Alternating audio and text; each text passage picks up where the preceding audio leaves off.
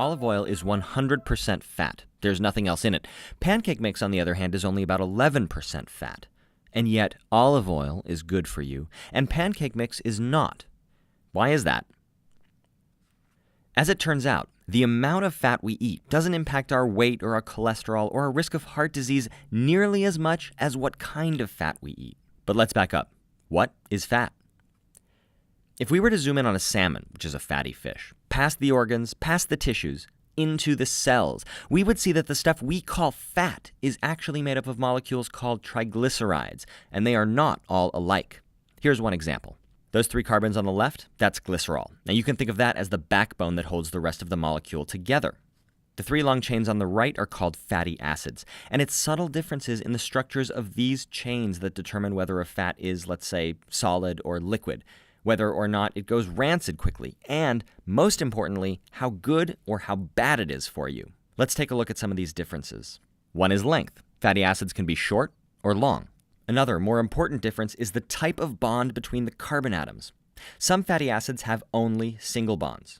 Others have both single and double bonds. Fatty acids with only single bonds are called saturated, and those with one or more double bonds are called unsaturated. Now, most unsaturated fats are good for you, while saturated fats are bad for you in excess.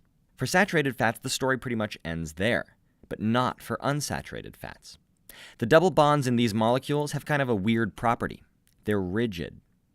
So that means that there are 2 ways to arrange every double bond. The first is like this, where both hydrogens are on the same side and both carbons are on the same side.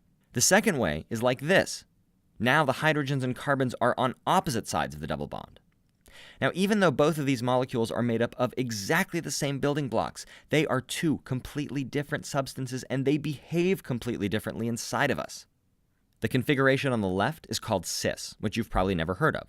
The one on the right is called trans, and you probably have heard of trans fats before. They don't go rancid, they're more stable during deep frying, and they can change the texture of foods in ways that other fats just can't. They're also terrible for your health, by far worse than saturated fat, even though technically they're a type of unsaturated fat.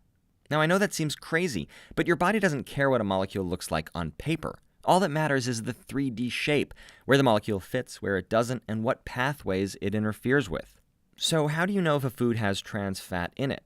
Well, the only sure way to know is if you see the words partially hydrogenated in the ingredients list. Don't let nutrition labels or advertising fool you. The FDA allows manufacturers to claim that their products contain, quote, 0 grams of trans fat, even if they actually have up to half a gram per serving. But there are no hard and fast rules about how small a serving can be, and that means you'll have to rely on seeing those key words, partially hydrogenated, because that's how trans fats are made, by partially hydrogenating unsaturated fats. So let's go back to our olive oil and pancake mix from before. Olive oil is 100% fat.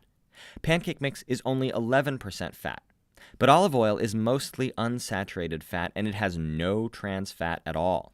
On the other hand, more than half the fat in pancake mix is either saturated or trans fat. And so even though olive oil has 10 times as much fat as pancake mix, it's healthy for you, whereas pancake mix is not. Now, I'm not trying to pick on pancake mix. There are lots of foods with this type of fat profile. The point is this. It's not how much fat you eat, it's what kind of fat. And what makes a particular fat healthy or unhealthy is its shape.